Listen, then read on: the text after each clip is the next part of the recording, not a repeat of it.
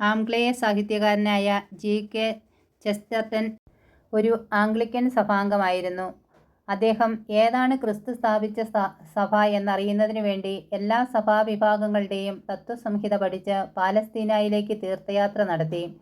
അവസാനം അദ്ദേഹം ബ്രാൻഡീസിയിലുള്ള ദൈവമാതൃ സ്വരൂപത്തിന്റെ മുൻപിൽ നിന്ന് പ്രാർത്ഥിക്കുമ്പോഴാണ് കത്തോലിക്ക സഭയെ സമാശ്ലേഷിക്കുവാനുള്ള തീരുമാനമെടുക്കുന്നത്. കർദിനാൾ ന്യൂമാനും മറ്റനേകം പ്രശസ്ത വ്യക്തികളും സഭാംബികയുടെ മടിത്തടത്തിൽ എത്തുന്നതും ദിവ്യജനനിയുടെ ഭക്തി നിമിത്തമാണ്. പ്രാർത്ഥന. ദൈവമാതാവേ, അവിടുന്ന് ഈശോയുടെ പരസ്യജീവിതകാലത്ത് ഈശോയോടുകൂടി സഞ്ചരിച്ചുകൊണ്ട് രക്ഷാകര കർമ്മത്തിൽ സഹകരിച്ചുവല്ലോ. ദിവ്യമാതാവേ, ഞങ്ങളും ആത്മാക്കളുടെ രക്ഷയിൽ തീഷ്ണതയുള്ളവരായി ജീവിക്കുവാൻ സഹായിക്കണമേ.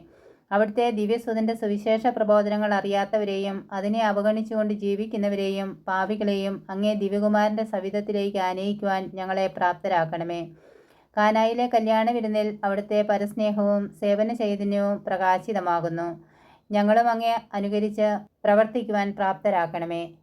സുഹൃതജപം. മറിയത്തിന്റെ വിമല ഹൃദയമേ, ഇന്ത്യക്ക് വേണ്ടി പ്രാർത്ഥിക്കണമേ.